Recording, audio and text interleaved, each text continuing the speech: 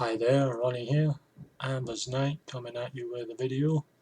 Um, it's the evening now, so I've got my light on, which is why I've got a bit of a shadow here.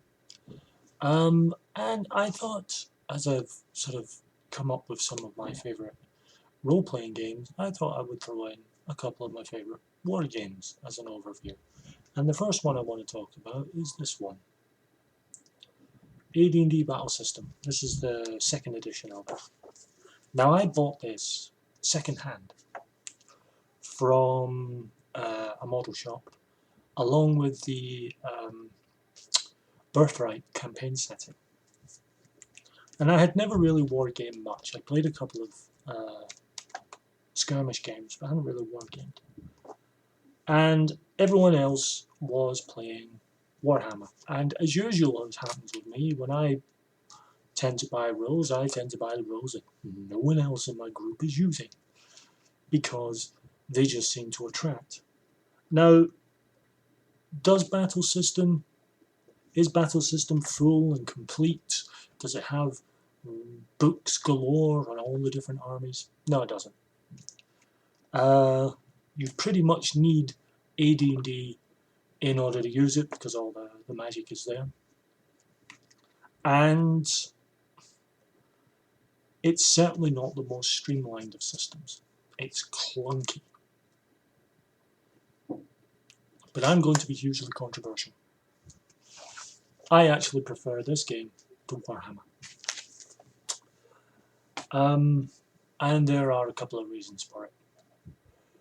One, because it's AD&D, and because AD&D just piles in everything from all sorts of fantasy novels, world mythologies, and just throws it all in to their rulebooks, you have got an incredible melting pot for possible armies. And there's plenty of figures out there. And because it's very generic, you can use pretty much anyone's figures. It's set for 25mm, 28mm figure size.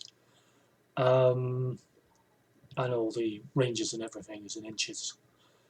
You could easily use it for 10, 15mm and just cut everything down to centimetres. Just use the same, but instead of inches, it's centimetres, and you just about get a similar game.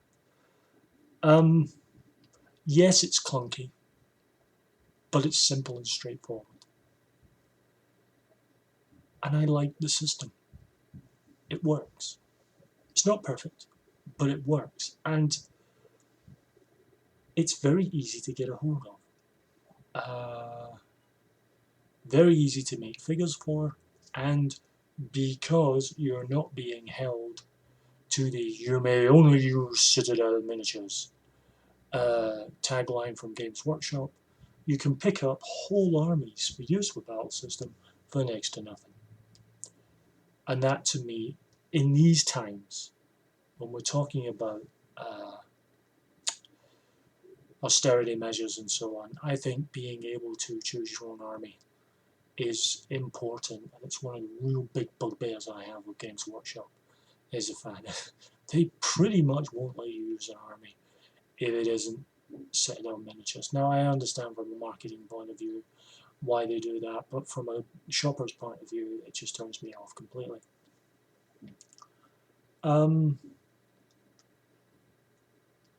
The other nice thing about it is, because it is directly sort of usable with AD&D, it is fantastic for using as a rule set if you're running AD&D first edition or second edition, to convert characters into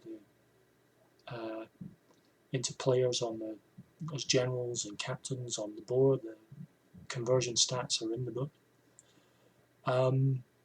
and go for big battles on table. One of the problems I have with D&D Basic is the use of War Machine, which is this battle simulation where you total up a bunch of points and make a couple of rolls. And whilst I understand why War Machine is there, it's for people who can't afford or don't like wargaming. For me, if you're going to do a battle, get it on table. Get it on table and get it to it. And get the whole drama and the whole spectacle of a huge fantasy battle going on there. Whilst I have a big problem with miniatures getting in the way of role playing, if you are actually playing a battle, I personally think you need a battle simulator. You need a war game to do it. I think it's entirely appropriate to use a war game to do it. I have a few different fantasy rule sets. I don't use them as much as I should because I prefer medieval, and as soon as I hunt out my revenge rules, I will do a video on that. But certainly when I am using miniatures, I use Battlesystem. It's clunky, it's silly, it's stupid, but I'll take it over Warhammer any day. I really will. I think it's more flexible, it's less rigid, and I love it.